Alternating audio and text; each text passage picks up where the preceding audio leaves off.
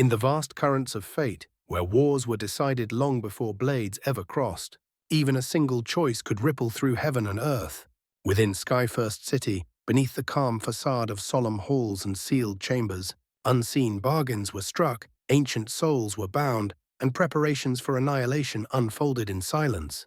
As sects mobilized and destinies converged, one cultivator walked a narrow path measuring risk against reward, power against survival. For when the coming battle arrived, it would not merely test strength.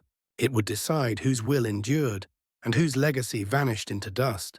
If you enjoy my way of explaining and storytelling, don't forget to like and subscribe. It really motivates me to keep creating. Just as Han Li was lost in contemplation, a long faint sigh drifted into his ears. In a flash of spiritual light, Wei Wuya stowed away the jade box. A pleased smile surfaced on his face as he said, "Not bad. It truly is the scale of a venomous flood dragon that has undergone metamorphosis. This item suits me exceedingly well. With it, there is hope that my magic treasure may ascend to an entirely new realm." Afterward, he lifted his head and cast an appraising gaze toward Han Li. "To be honest, fellow Taoist, your ability to produce such rare treasures has genuinely astonished me. These venomous flood dragon scales are of particular importance to me. Although this exchange was merely a trade of mutual benefit, fellow Taoist Han will still have to represent Heavenly South in the Wagered battle. How about this? I still possess one final piece of auric essence. I had originally intended to leave it to my descendants, but since fellow Taoist Han has need of it, I shall give it to you instead. That way, no one can accuse me of taking advantage of you." As he spoke, Wei Wuya flipped his palm, summoning an egg-sized piece of auric essence, which he casually tossed toward Han Li. With this additional piece, Han Li would possess more than enough auric essence to temper all 36 flying swords. His purpose in producing such rare materials had already been achieved. In truth, the Grade 8 Demon Beast materials were even more valuable than auric essence itself. Had they taken the materials and still demanded that he participate in the wagered battle without further compensation, it would have been utterly unreasonable. Naturally, their sudden generosity toward Han Li was not without calculation. As a nascent soul cultivator, Han Li could simply feign agreement, accept the auric essence, and then flee. If this had been an ordinary trade unrelated to the wagered battle, they would have had no recourse beyond voicing their grievances. At that moment, Master Sunreach finished examining the item in his hands. A faint smile appeared upon his face. It was clear he was quite satisfied with the demon tortoise shell. However, upon seeing Wei Wuya hand over another piece of auric essence, hesitation flickered in his eyes. After muttering softly to himself for a brief moment, he produced a yellow rootstock, roughly 6 inches long and as thick as a thumb.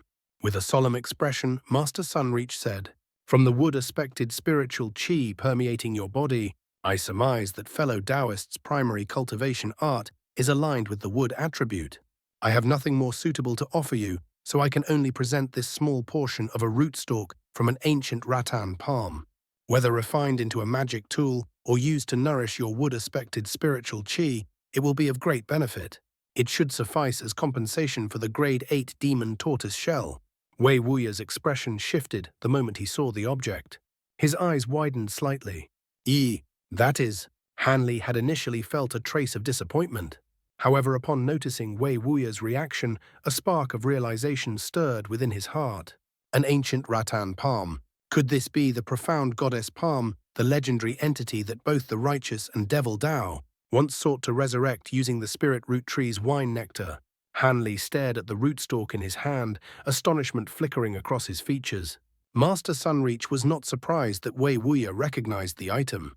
With a calm tone, he continued, "Given Brother Han's status, you should be familiar with the profound goddess palm that once appeared in this world. Unfortunately, despite our combined efforts, we failed to restore it to life. In the end, we could only divide its remains between the righteous and devil Tao, using them as materials for tool refinement. What I am giving you now is 1/4 of its rootstock." The profound goddess palm. Han Li grasped the yellow rootstock, tightly murmuring the name in disbelief. He had encountered references to the profound goddess palm in several ancient records. Only now did he truly understand why the righteous and devil Tao had gone to such lengths to revive it. Immortal rattan palms were merely a general classification, vine-type spiritual roots with modest utility. But the profound goddess palm was entirely different. Only a handful of ancient rattan palms were qualified to bear the title profound. Such rattan vines belonged to a realm altogether separate, birthed during the primordial ages. Any fruit or flower they bore possessed inconceivable heaven-defying effects. The profound goddess palm was one such supreme existence. Yet having perished countless ages ago, its husk was indistinguishable from that of ordinary rattan palms. Were it not for the records left behind in the ancient cultivator's cave dwelling where it was discovered, no one would have suspected its true identity. At first, it was regarded as an unrivaled treasure. The righteous and devil Tao even clashed multiple times over its ownership. Later, the higher echelons of both factions agreed to attempt its resurrection. After all, even if it were revived, tens of thousands of years would be required before it bore fruit or flowers. They employed countless methods: spirit water, immortal milk, even wine nectar from the spirit root tree of the Dream Cloud Mountains. Yet all efforts proved futile. The immortal rattan showed no sign of revival. With their hopes shattered, the righteous and devil Tao finally divided the stalk and branches into numerous portions and distributed them between their factions. As for how Master Sunreach obtained a piece of the rootstock, it had been offered to him as tribute, an attempt to curry favor with the Grand Elder of the righteous Tao Alliance. Wei Wuya too possessed a fragment of the immortal rattan, though it was merely a small section of branch that had passed through many hands before reaching him. Since the remnants of the profound goddess palm could no longer be revived, they were reduced to nothing more than top-grade refinement materials, drastically diminishing their value in Master Sunreach's eyes. Moreover, as a wood-aspected material ill-suited to his cultivation, he had handed it to Han Li without much hesitation. Realizing Master Sunreach's line of thought, Wei Wuya's initial astonishment quickly faded. Though aware of the item's origins, Han Li could not help but feel a trace of disappointment. He was not lacking in top-grade refinement materials. What he truly desired was auric essence. That was the sole reason he had produced the Grade 8 demon materials in the first place. He lacked both the time to nurture his bamboo cloudswarm swords and the spiritual power to refine a new magic treasure. If auric essence was unavailable, ancient treasures would have been preferable. Nevertheless, since Master Sunreach genuinely possessed no auric essence, the rootstock of the profound goddess palm was still an extraordinary item. Han Li accepted the box without another word and glanced inside. Once he returned to his cave residence, he planned to use the mysterious small green bottle to attempt nurturing the rattan palm. The green liquid produced by the bottle was unfathomable. It had already matured 3 divine trees. Perhaps it could work another miracle and revive the profound goddess palm, though the odds were slim. Success would bring an unimaginable windfall. With that thought, Han Li's earlier disappointment gradually dissipated. Before Wei Wuya and Master Sunreach could speak further, Han Li sighed softly and said tactfully, "Since I have obtained the auric essence, I will naturally participate in the wagered battles 7 days from now. As the hour grows late, I shall take my leave. I must make preparations for the coming war." Master Sunreach smiled politely. "I did not expect fellow Taoist Han to be so decisive. The war is of utmost importance. Your desire to prepare is only natural. We shall not detain you any longer." Han Li nodded, offered a respectful salute, and swiftly headed toward the exit of the hall. Just before he stepped outside, Wei Wuya stared after him with a strange expression. His lips moved slightly, sending a voice transmission directly to Han Li's ears. "Fellow Taoist Han, for the sake of these venomous flood dragon scales, I shall overlook the matter of you taking away fellow Taoist Nangong. Since it was never meant to be between Fairy Nangong and my nephew, there was nothing to be done." Han Li halted for a brief moment. A surge of delight rose within his heart. Without turning back, he strode out of the hall. Once Han Li had vanished from sight, Master Sunreach and Wei Wuya exchanged silent glances. After a short pause, Master Sunreach slowly spoke. "What do you think? I find it truly inconceivable that Han Li could produce Grade 8 demon beast materials. Could it be that during his disappearance through the ancient transportation formation, he obtained the complete legacy of an ancient cultivator? Otherwise, how could he reach early nascent soul stage in such a short time and possess so many treasures?" Wei Wuya gave a wry smile. "It is possible, but it has little to do with us. He is hardly the only one to inherit ancient arts and treasures. Such fortune is indeed enviable. Don't tell me you're considering killing him to seize his possessions." Master Sunreach chuckled and shook his head. Kill him. Brother Wei surely knows how to joke. Let alone during wartime, even in times of peace, such a thing would be impossible. Based solely on his ability to escape a Mulan divine sage acting against him, would invite disaster without reward. And even if his treasures are precious, would they truly allow me to break through to the deity transformation stage? Besides, the heavenly Tao union and those dual cultivators are not to be trifled with. While Wei Wuya and Master Sunreach remained behind, casually discussing Han Li, the person in question had already departed the hall and arrived outside. To his slight surprise, Han Li caught sight of donghua. She stood quietly outside the hall, head lowered as though lost in thought. Since she had arrived together with Devil Cloudpart, the cultivator's standing guard paid her no heed. When she noticed Han Li emerge, a subtle reaction rippled across Dongxuana's face. Her expression turned complicated, conflicted, uncertain. Beneath it all, a faint trace of resentment could be discerned. Han Li felt mildly perplexed, unable to make sense of the situation. Regardless, he showed no intention of lingering. Acting as though he had not seen her at all, he calmly walked past and headed toward the distant street. Dongxuana remained where she was, lips pressed tightly together, silently watching his retreating figure until it vanished from sight. After turning a corner and sensing that her gaze had finally withdrawn, Han Li frowned slightly and shook his head. At that moment, Silvermoon's puzzled voice echoed within his mind. "Master, do you recognize that female cultivator?" Han Li replied indifferently, "An old acquaintance. But our relationship was never a good one." "Is that so?" Silvermoon chuckled softly. Judging from her expression, it didn't seem like an ordinary relationship. Could it be that Master once— "That's enough nonsense." Han Li snorted coldly, irritation surfacing in his tone. "I have a poor impression of that woman. We were enemies once." Silvermoon gave a wry smile and tactfully fell silent. Ever since Han Li had saved her and deliberately remained silent about the matter of the purple cloud lace, and the ancient flower basket being taken, Silvermoon had grown noticeably closer to him. Though she still dared not overstep her bounds, she spoke far more openly than before. Han Li, in turn, sensed this subtle shift and gradually placed greater trust in her, bringing their relationship closer than it had ever been. Upon returning to the drifting Cloud Sect encampment, Han Li briefly discussed the earlier meeting with Lu Luo. Lu Luo's brows furrowed with concern. There is no need for Junior Marshal Brother to risk his life by participating in the wagered battle. Auric essence may be rare, but one only has a single life. This is far from wise. Han Li smiled faintly and replied with ease. "Senior Marshal Brother Lu, please rest assured. I am confident I can emerge from the battle unscathed. Otherwise, I would not have agreed so readily. That said, I will have little time to watch over our sect disciples before the battle. I will have to trouble Senior Marshal Brother to look after them." Hearing this, Lu Luo's expression eased considerably. "In that case, you may set your mind at ease. I will naturally take responsibility for the disciples during the coming battle. Since Junior Marshal Brother has confidence in the wagered fight, I will say no more. However, is there anything you require the sect disciples to assist you with?" Han Li smiled.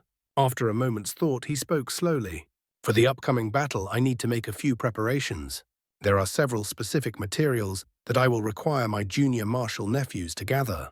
As he spoke, Han Li produced a jade slip he had prepared in advance and handed it to Lu Luo.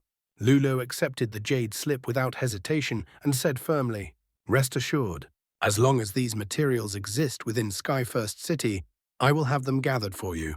Warmth stirred within Han Li's heart. He nodded appreciatively, exchanged a few more words, and then took his leave. The jade slip detailed the supplementary materials required for refining the spirit subjugation talisman. During his return, Han Li had already reached a conclusion. While his current abilities should suffice for the wagered battle caution was never misplaced. Any preparations he could make, he would. The spirit subjugation talisman was foremost among them. It would be the only true killing move he could prepare within the span of several days. His sole concern lay in the low probability of success when refining it. As for tempering his flying swords with auric essence, or cultivating the aureate sword formation, neither was feasible within such a short time. Originally, Han Li had planned to acquire a superior spirit talisman brush, and further hone his talisman refinement skills before attempting the spirit subjugation talisman. But with only a few days remaining, he had no choice but to take the risk. Success would grant him an additional killing move. Failure would simply have to be accepted. No other preparation he could make within these few days would meaningfully increase his strength. With this thought settled, Han Li returned calmly to his assigned residence. Entering his bedroom, he sat cross-legged upon the bed and closed his eyes. In merely 2 days, all the materials he had requested were delivered. Han Li was quietly delighted and felt increasingly assured that becoming an elder of the drifting cloud sect had been the right decision. With the materials in hand, he entered a sealed chamber. Sitting cross-legged at its center, he arranged the materials before him, then retrieved a black-green bottle from his storage pouch and carefully opened it. With a whoosh, a streak of crimson light shot forth. Already prepared, Han Li raised his hand calmly and grasped at the air. A giant hand of azure light instantly manifested, seizing the crimson radiance. The azure hand pulsed and trembled, revealing the light's true form, a crimson flood dragon only several inches long. It writhed ceaselessly, within the palm occasionally attempting to escape. But the surrounding azure light imprisoned it like a bird trapped in a cage. Han Li narrowed his eyes as a faint blue glow shone from his pupils. With his bright sight spirit eyes, every detail of the flood dragon's soul became clear. It remained vigorous, no different from when he had captured it decades ago. Yet something was amiss. Though the soul's power was still astonishing, the light in its eyes had grown dim. Its intelligence had clearly eroded. Now it possessed strength without awareness, its struggles born purely of instinct. No different from an unevolved beast. Han Li sighed softly. He recalled the terrifying might of the Grade 8 venomous flood dragon in life. To think that in merely a few decades, it had been reduced to a feral soul. It was a contrast so stark that it stirred a trace of pity. This realization made Han Li keenly aware of the perils along the path of cultivation. Should he ever lose his physical body and his nascent soul fall into an enemy's hands, his fate might well mirror that of this flood dragon. He remained silent for a moment longer before shaking his head. With a flick of his hand, the crimson flood dragon was suspended 3 meters above him, immobilized within a barrier of azure light. Turning his attention away from it, Han Li lowered his gaze to the materials before him. He pointed at an emerald green hide from an unknown spirit beast, sending it drifting toward him. A sharp glint flashed in his eyes. Opening his mouth, he spat out a sliver of azure nascent flame, which enveloped the hide instead of burning it. Han Li formed an incantation gesture with both hands, his fingers flicking rapidly as a barrage of spell seals struck the hide. The nascent flame flickered violently, pulsing with light. He then halted his hand seals and pointed toward a white jade box. It flew open, revealing a pile of shimmering silver powder. With a flick of his finger, a portion of the powder shot into the flames, igniting silver embers within them. Under Han Li's precise control, the flames drew the hide inward, transforming it into a massive silver lotus that slowly revolved. Han Li's expression grew increasingly grave. One by one, he pointed to the remaining containers. Various materials entered the flames in succession, burning brilliantly. The hide shifted from silver to black to green, and finally to crimson. At that moment, Han Li exhaled deeply and ceased adding materials. Instead, he began to chant softly. Several of his fingers trembled, releasing thin threads of azure light that struck the hide's surface. Under their influence, the lotus ceased rotating and began to sway with a strange rhythmic motion. As the incantation continued, wisps of black qi seeped from the hide, which gradually shrank in size. When the black qi touched the crimson nascent flame, it burned away, releasing a faintly fishy scent. Han Li paid it no mind. He maintained the flames for 2 full hours. Only when the final trace of black qi was refined away did his expression finally relax. He tossed in several final materials, allowing them to burn briefly. Then, as his gaze flickered, the flames abruptly extinguished with a pop. In their place hovered a crimson spirit hide, no larger than the palm of a hand. Satisfied, Han Li raised his finger and pointed at the flood dragon soul above him. The azure barrier instantly shattered into motes of light. An invisible force swept forth, drawing the soul directly into the crimson hide. With a soft puff, it vanished without a trace. With the flood dragon's soul absorbed into the spirit hide, Han Li flipped his wrist, summoning a sparkling blue talisman brush into his palm. The brush was 7 inches long, exquisitely crafted, its surface shimmering faintly with spiritual light. With his other hand, he beckoned toward a blue jade box, drawing out a floating sphere of golden liquid. Han Li dipped the brush into the liquid. His expression instantly grew still as his gaze locked onto the spirit hide. Then with practiced ease, he began to sweep the brush through the air. Streams of obscure, cryptic golden talisman characters flowed from the brush's tip, boring directly into the spirit hide. Moments later, rows of talisman characters surfaced above it in orderly formations, each rune gleaming with radiant golden light. The instant these talisman characters appeared, the spirit hide began to tremble violently. Deafening dragon roars erupted from within, and grotesque bulges formed upon its surface. With a sudden surge, the crimson flood dragon burst forth, struggling with all its might to escape.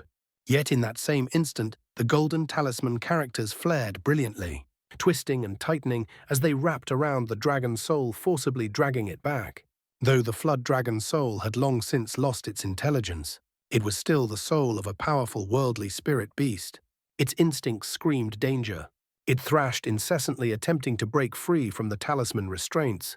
Han Li's expression remained calm as his brushstrokes accelerated.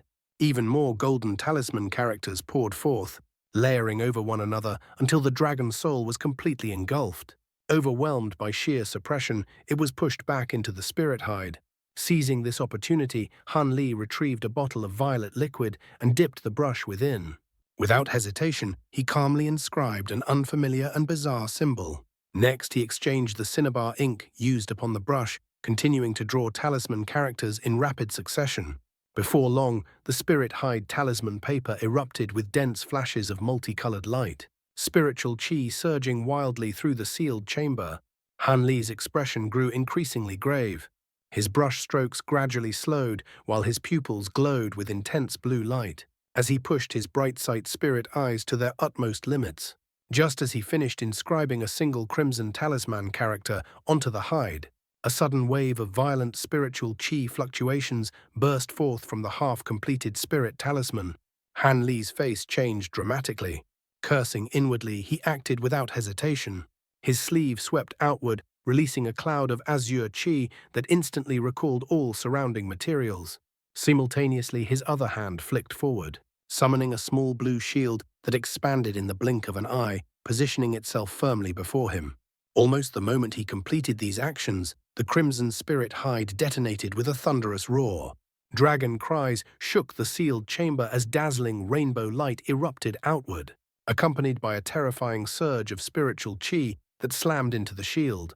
The large shield glowed brilliantly, yet held firm, blocking the attack entirely. Han Li was momentarily stunned. Given the immense power of the spirit subjugation talisman, he had expected the backlash from its failure to be devastating. That the explosion had been so easily blocked was far beyond his expectations. Before he could fully process this, a streak of crimson light shot upward, racing toward the chamber ceiling in an attempt to escape. However, the moment it touched the ceiling, a layer of white restriction light flared to life, repelling it back. Han Li's eyes lit up with joy at the sight of the flood dragon soul. Without hesitation, he raised his hand and grasped the air. A massive hand of azure light materialized above the soul, seizing it firmly. He then pointed toward the shield, which rippled with blue light, before shrinking rapidly and disappearing back into his sleeve. Han Li once more examined the captured flood dragon soul, using his bright-sight spirit eyes. He exclaimed in surprise. Though the soul remained intact, its power had noticeably diminished. The crimson flood dragon soul appeared sluggish and dispirited. Han Li stroked his chin thoughtfully, eyes narrowing. The failure to refine the spirit subjugation talisman had not destroyed the soul outright, it had merely weakened it. In that case, he could attempt the refinement multiple times despite its difficulty. Naturally, each failure would further erode the soul's strength, and the talisman's eventual power would likewise decrease. After a moment's contemplation, Han Li released a quiet sigh of relief. A weakened soul might actually be easier to refine. There was unexpectedly a silver lining to this failure. He gave a wry smile and calmly retrieved another set of supplementary materials, replacing the ruined spirit beast hide with a fresh one. Once again, he focused his mind on refining a new spirit hide. As Han Li painstakingly attempted to refine the spirit subjugation talisman over the next 3 days, Skyfirst City entered a state of full mobilization. All sects and independent cultivators were keenly aware that a decisive battle loomed only days away. After a brief period of disorder, cultivators emerged from their encampments.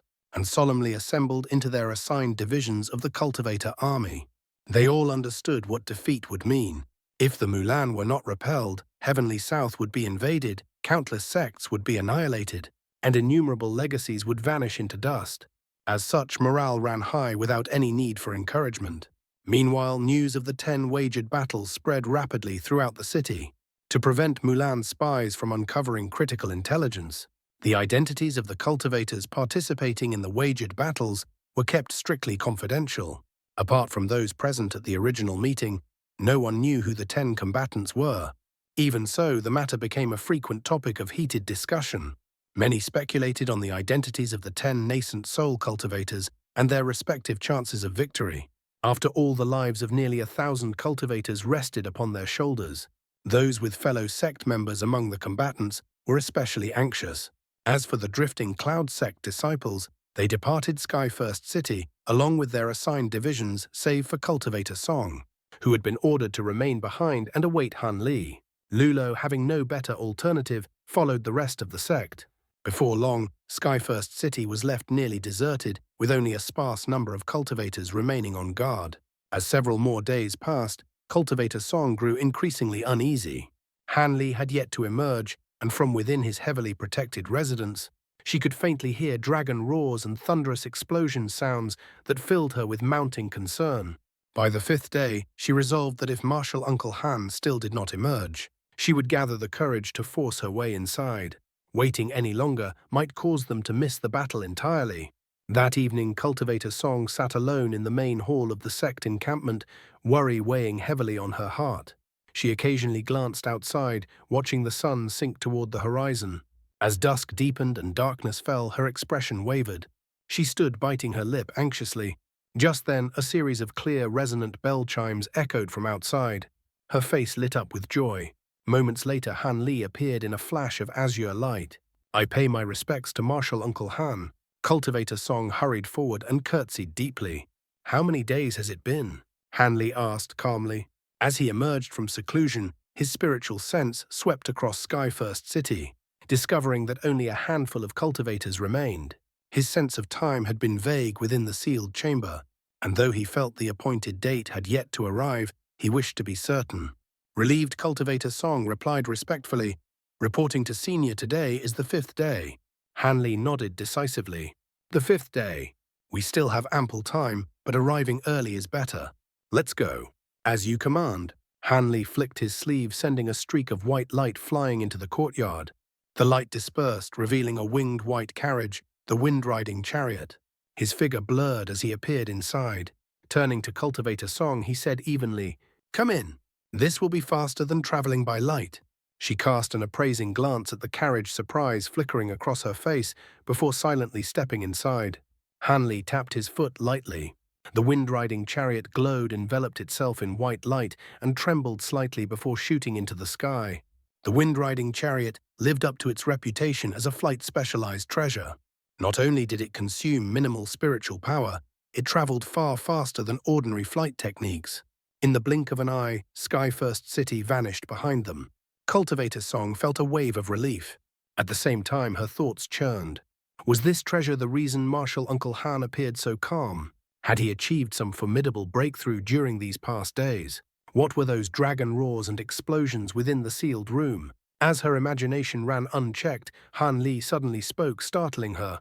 Is fellow Taoist Violet Spirit still where she was previously? After a brief pause, Cultivator Song replied obediently. Violet Spirit and Mei Ning decided to temporarily leave Skyfirst City and determine their next steps after the war. Her Han Li chuckled softly. That girl Violet Spirit is quite clever. It was a wise decision. If I were in her place, I would have done the same. With that, he poured more spiritual power into his foot, and the wind-riding chariot surged forward at even greater speed. Cultivator Song gasped softly as the sky itself seemed to tear apart before them. In the next instant, they vanished beyond the horizon. That's all for today's content. See you in the next part. Support me by becoming a member. It will give me more motivation.